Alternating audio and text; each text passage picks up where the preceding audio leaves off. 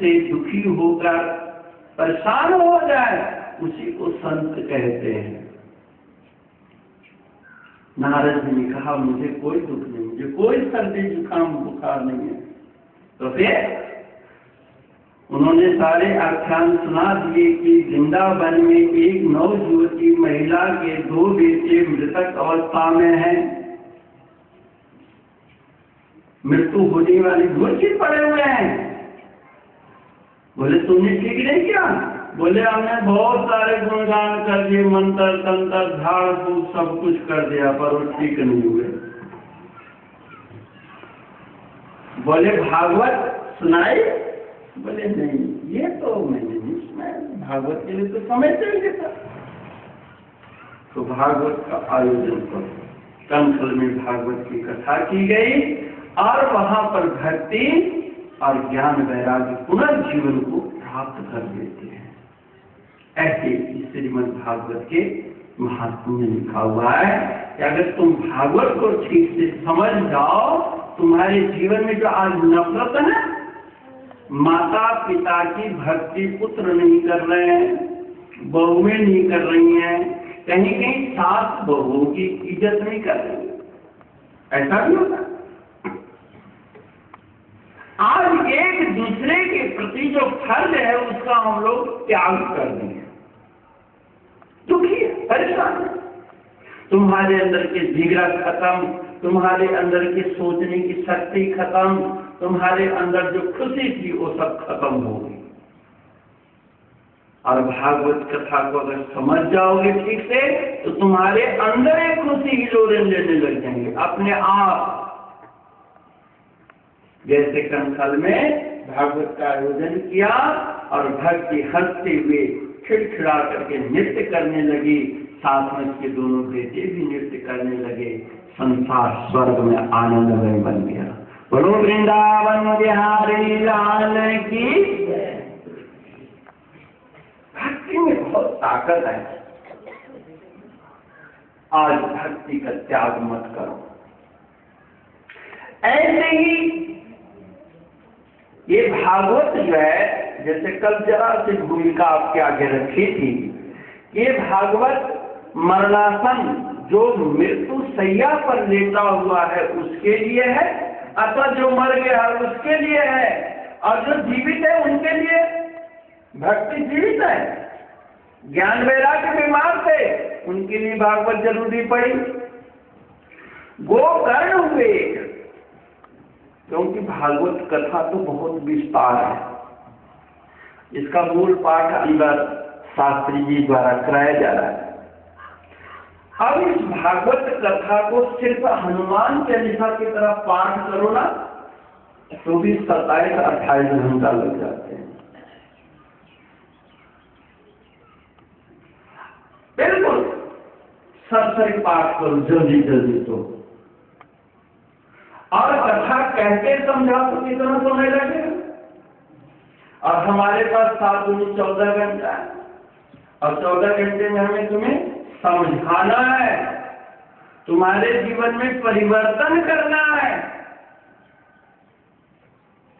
इसलिए संक्षिप्त परंतु सारग्राह्य होना ही चाहिए। गोकर्ण जी तीर्थ यात्रा करके अपने घर में लेटे थे, तो रात के 12 बजे कड़ की आवाज आने लगे। भाई तुम कौन? बोले मैं तेरा भाई धुंधकारी। बोले ऐ मेरे भाई, तेरी दुर्दशा कैसे हो गई? आज कोई मर जाए तो कहते चलो अच्छा वो उसका हिस्सा मिला, लेकिन वो तो कैसे इस दिन अवस्था को प्राप्त हुआ? उसने सारी आख्यान सुना दी कि भैया आप तो तीर्थ यात्रा में चले गए, मैं कुसंगति में पड़ गया था, वेश्यागामी पड़ गया था, चोरी जारी करने लगा था, और जिनके लिए चोरी कर रहा था उन लोगों ने जलती हुई लकड़ी से जला जला के मार मार के मुझे मारा, और मैं मृत्यु को प्राप्त हो गया, और मेरी गति नहीं हो रही है।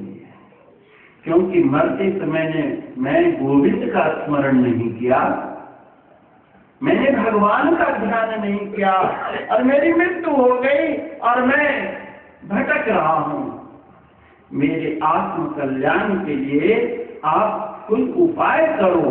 वो क्या उपाय हो सकता है, ये ऋषि मुनि बतलाएंगे। वो करने के लिए लोगों से विचार कर भागवत की कथा प्रारंभ करी और भागवत कथा सुनी। एक बांस गा दिया, बोले तू इसके ऊपर बैठ जा, क्योंकि प्रेत आत्मा के तो दो तत्व प्रधान है, आकाश और वायु। ये भूत प्रेत की शास्त्रों में दो तत्व प्रसिद्ध है, इसलिए इन आंखों से हम लोग नहीं, हवा को आप देख नहीं सकते, आकाश को आप देख नहीं सकते। उनमें अग्नि, जल और पृथ्वी तत्व तीन का अभाव है। वो दो तत्वों वाला शरीर से विद्यमान था और 7 दिन की कथा हुई।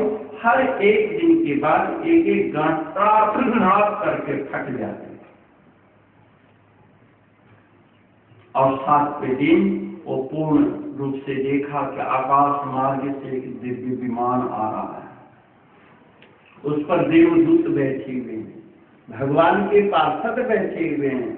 आज उस कथा मंडप में आई और बोले आज उनका नहीं, तुम बैठो इस पर, अब तुम्हारी सदगति हो गई। अब उसको लेकर सबके सामने वैकुंठ को चले गए।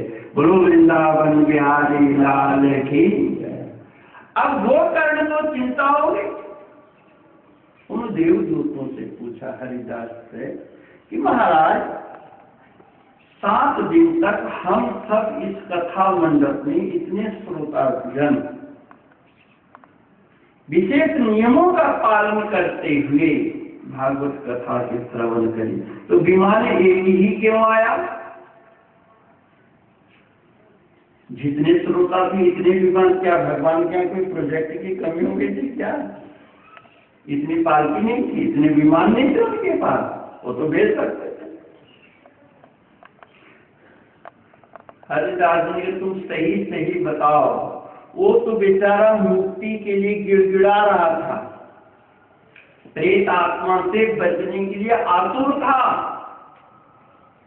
अब तुम्हारे कथा मंडप में जो बैठे थे, क्या भगवत पद प्राप्ति के लिए कोई आतुर भाव से आया? अधिकारी भेद से फल भेद हो जाता है। अभी हम लोग इतने बैठे, सही मानों में अगर मालूम हो जाए कि स्वर्ग से विमान आ रहा है और जितने कथा में बैठे हैं सबको ऊपर ले जाया जाएगा, कोई आएगा? कोई नहीं आता। बोले बाप, अगर ठीक यहाँ पर ऐलान कर दे कि कल विमान आ रहा है, नारद जी ने रिसर्च करके देखा हुआ है। नारद जी वैकुंठ में गए और विष्णु भगवान अकेले बैठे थे उधर। बोले क्यों महाराज आज आप अकेले हैं, आपके यहाँ कोई भीड़ भड़ा करने के लिए गलती? बोले कोई आने को तैयार ही नहीं है, मैं तो बतेरे यहाँ पर दरी कालीन बिछा के बैठा हूँ, देख बना के बैठा हूँ, कोई आता ही नहीं।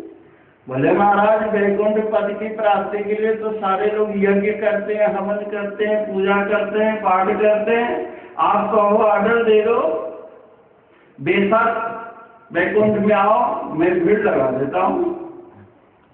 लेकिन आपके यहाँ आने की शर्त बहुत है कि अंतःकरण शुद्ध करो, मरते समय आपको स्मरण करे।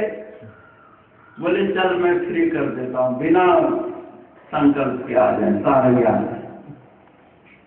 नारद जी बिना लेके ढिंडोरी लगे गांव गांव पिटने, जिसको वैकुंठ लोग चलना है सब तैयार हो जाओ, कोई अंतःकरण की शुद्ध नहीं, जितना शराब पिया सब मैं माफ करा दूंगा, जितने मुर्गे खाए हो सब माफ करा दूंगा, तो सब तैयार हो जाओ।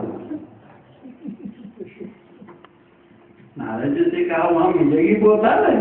बोलो वहां नहीं मिलेगी, जो पी लिया पी लिया। बोले फिर मैंने नहीं जाना,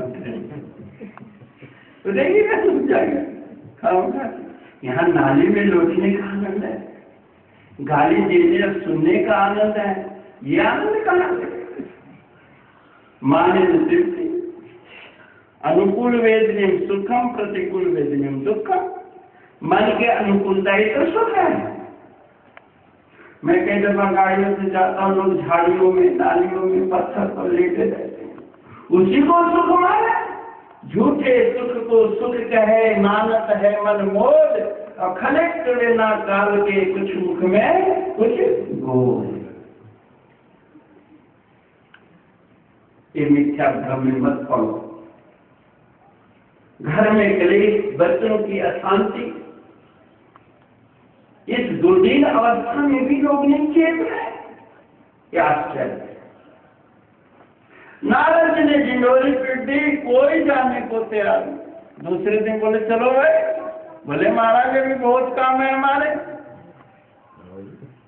अच्छा, एक बुढ़िया को, एक बूढ़े को बहुत लोग गालियां दे रहे थे, निकल जा, दफा हो जा,